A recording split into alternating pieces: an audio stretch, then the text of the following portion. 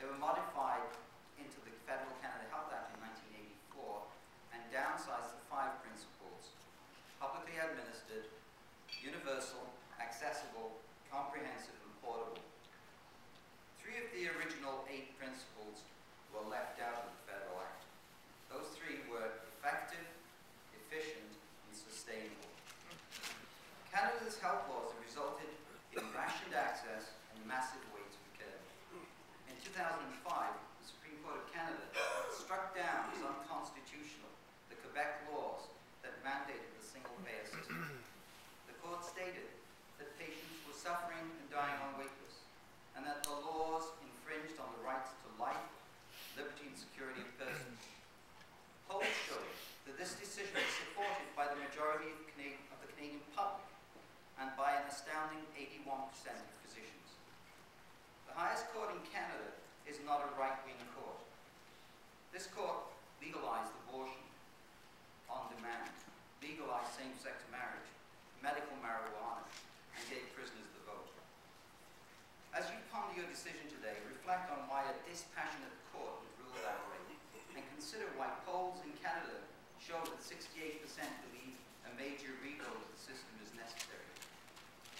Ask yourselves why Canada is alone in the OECD countries in attempting to maintain a near-state monopoly in the funding and delivery of physician and hospital services. We share that distinction with North Korea and Cuba. I began practicing Canada in the late 70s, and until the late 80s, the system was working reasonably well. But as technology evolved, the population aged, and demands increased, costs rose. The response of government was enforced rationing. As an orthopedic surgeon, my allotted OR time at the University Hospital was cut from 22 to 5 hours a week. I had 450 patients on my wait list, waiting up to 3 years for necessary care. That was when a group of us decided to build our own facility, something considered at the edge of the law back then. I was in charge of resident training in orthopedics at UBC. Of 16 surgeons we had trained over a 6-year period, 5 were left in Canada.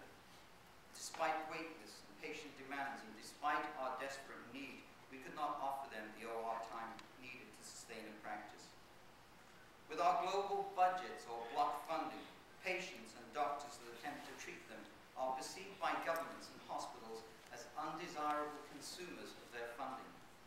When hospital funding is not tied to efficiency or productivity, patients become a cost, and hospitals close beds and ORs to preserve their budget.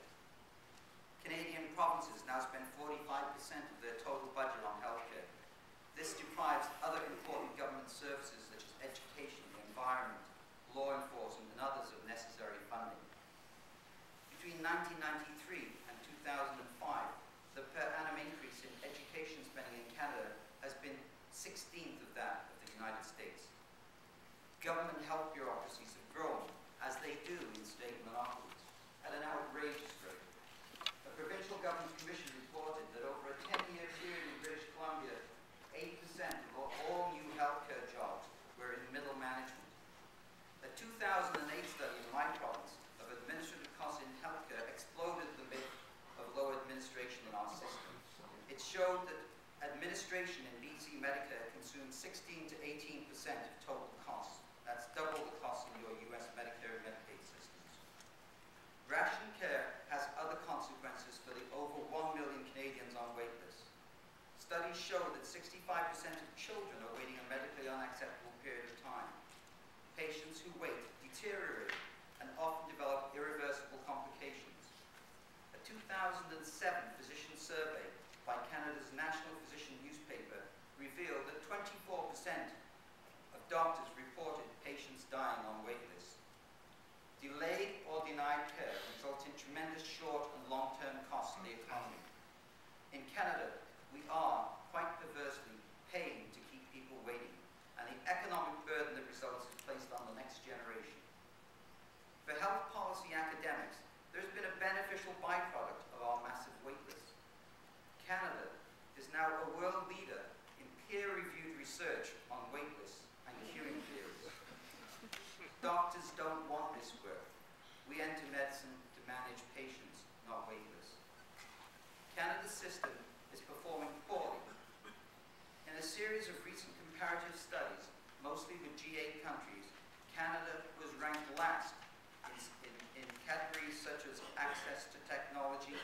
waiting to see a doctor when you're sick, and waits in the emergency department.